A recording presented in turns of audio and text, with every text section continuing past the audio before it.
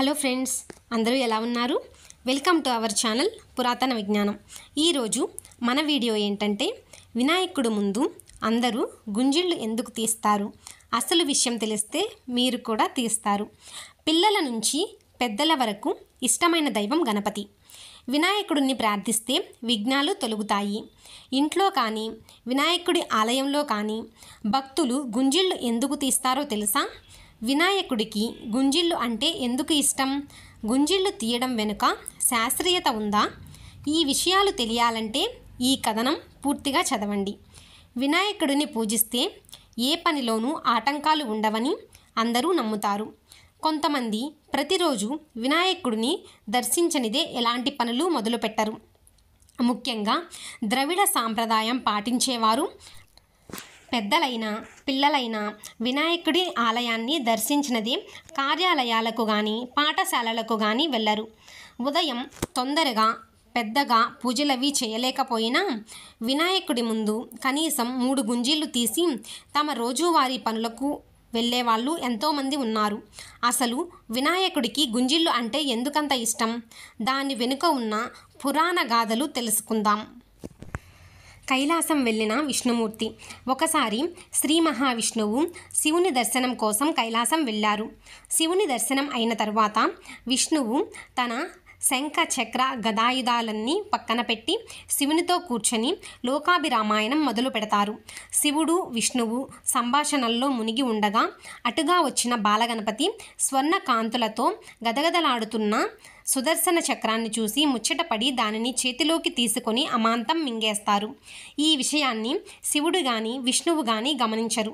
సుదర్శన చక్రం కోసం వెతుకులాట. కొంచెం సేపు తర్వాత విష్ణువు తన ఆయుధాలు ఉంచిన చోట చూస్తే సుదర్శన చక్రం కనపడదు. అప్పుడు విష్ణువు సుదర్శన చక్రం కోసం కైలాసమంతా వెతకసాగారు. అప్పుడు బాలగణేశుడు దేనికోసం వెతుకుతున్నావని విష్ణువుని అడగగా సుదర్శన చక్రం కనబడటం లేదని విష్ణువు చెబుతాడు. అప్పుడు గణేశుడు సుదర్శన చక్రాన్ని తానే మింగేశానని చెబుతారు. గణేశుణ్ణి బతిమిలాడిన విష్ణుమూర్తి తన సుదర్శన చక్రాన్ని తిరిగి ఇచ్చేయమని బాలగణపతిని విష్ణుమూర్తి ఎంతగానో బుజ్జగించి అడుగుతారు. కానీ గణపతి ఇవ్వరు. ఆ సమయంలో గణేశుణ్ణి ప్రసన్నం చేసుకోవడానికి విష్ణుమూర్తి కుడి చేతితో ఎడమ చెవిని, ఎడమ చేతితో కుడి చెవిని పట్టుకుని గుంజిళ్ళు తీస్తాడు. వినాయకుని నవ్వులాట. విష్ణుమూర్తి గుంజీళ్ళు చేయడం చూసిన వినాయకుడికి నవ్వు ఆగలేదు. పొట్ట చేత పట్టుకొని పగలబడి నవ్వుతారు. బాలగణపతి విపరీతంగా నవ్వడం వల్ల సుదర్శన చక్రం నోట్లోంచి బయటకు వచ్చేస్తుంది. ఆ దెబ్బకు బతుకు జీవుడా అనుకుంటూ విష్ణువు తన సుదర్శన చక్రాన్ని తీసుకొని వైకుంఠానికి తిరిగి వెళ్ళిపోతారు. బాలగణపతి సమక్షంలో గుంజీళ్ళు తీసి విష్ణుమూర్తి తనకు కావలసినది పొందారు కాబట్టి ఆనాటి నుంచి గణపతి సమక్షంలో గుంజిళ్ళు తీస్తే కోరిన కోరికలు తీరుతాయన్న విశ్వాసం ఏర్పడింది. గుంజిళ్ళు తీయడం వెనుక ఉన్న శాస్త్రీయత తెలుసా?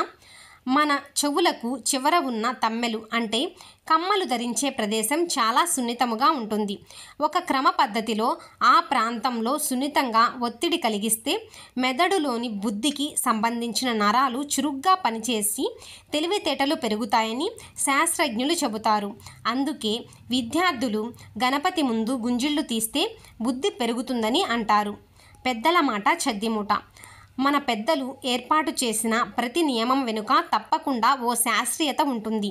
ఈ విషయాన్ని ముందు తరం వారికి తెలియజేయడమే మన బాధ్యత. వినాయకుడి సమక్షంలో గుంజిళ్ళు తీస్తే తప్పకుండా బుద్ధి వికసనం అవుతుంది. ఓం శ్రీ గణేశాయ నమః. చూశారు కదండి. ఈ వీడియో కనుక మీకు నచ్చినట్లయితే ప్లీజ్ లైక్ చేయండి, ఫ్రెండ్స్ అండ్ ఫ్యామిలీ మెంబర్స్కి షేర్ చేయండి, ఛానల్ని సబ్స్క్రైబ్ చేసుకోండి. Thank you friends. Thanks for watching.